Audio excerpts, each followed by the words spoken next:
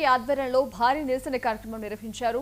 Party నాయకులు, కార్యకర్తలు పెద్ద సంఖ్యలో పాల్గొని జ్యోతిరావు పుల్లే విగ్రహం నుంచి కలెక్టర్ కార్యాలయం వరకు కాలినడకన ర్యాలీ నిర్వహించారు. రాష్ట్రంలో యూరియా కొరతను అరికట్టాలని కోరుతూ ఆర్టీఓకి వినతి పత్రం అందించారు. ఈ కార్యక్రమంలో మాజీ deputy speaker Veerabhadraswamy, MLC Suryanarayana Raju, మాజీ ఎమ్మెల్యేలు శ్రీనివాసరావు, అప్పలనాయుడు తదితరులు పాల్గొన్నారు. చంద్రబాబు పాలన వ్యవసాయ రంగానికి ప్రమాదకరమని వీరభద్రస్వామి ఆరోపించారు.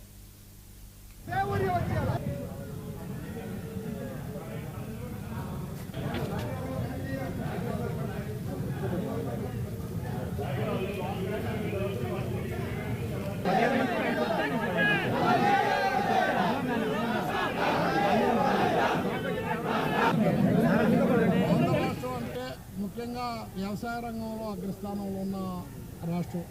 ఈ రాష్ట్రంలో అనేక మంది వ్యవసాయం మీద ఆధారపడి ఉన్నారు. మరి దురదృష్టం చంద్రబాబు నాయుడు గారు అధికారంలోకి రావడం. ఈరోజు కొత్త కాదు, ఎప్పుడు వచ్చినా ఆయన అధికారంలో ఉంటే అతివృష్టి లేకపోతే అనావృష్టి. అతివృష్టి అనావృష్టి కాకుండా మామూలు టైంలో ఏదైనా పంటలు పండుతాయంటే నాసిరకం విత్తనాలు సరఫరా, మొలకెత్తిన మొక్కలకైనా ఎరువులు వేసుకుందామంటే ఎరువులు లేకుండా చేయటం, ఇదంతా ఆయన మనసులో ఉన్న ఆలోచన ఎప్పుడో బయట పెట్టారు. వ్యవసాయం అనేది దండగా, వ్యవసాయం చేయకండి అని. స్వర్గీయ రాజశేఖర రెడ్డి గారు వ్యవసాయం అంటే దండగ కాదు, వ్యవసాయం అంటే పండగ అనే విధంగా రైతులకు ఉచిత కరెంట్ ఇచ్చి మళ్ళీ వ్యవసాయ రంగాన్ని ప్రోత్సహించిన పరిస్థితి మనందరికీ తెలుసు. బయటకు ఎన్ని మాటలు చెప్పినా చంద్రబాబు నాయుడు గారు రైతుల మీద ఒక సదాప్రాయం లేదని మాత్రం అందరికీ తెలిసిన విషయం.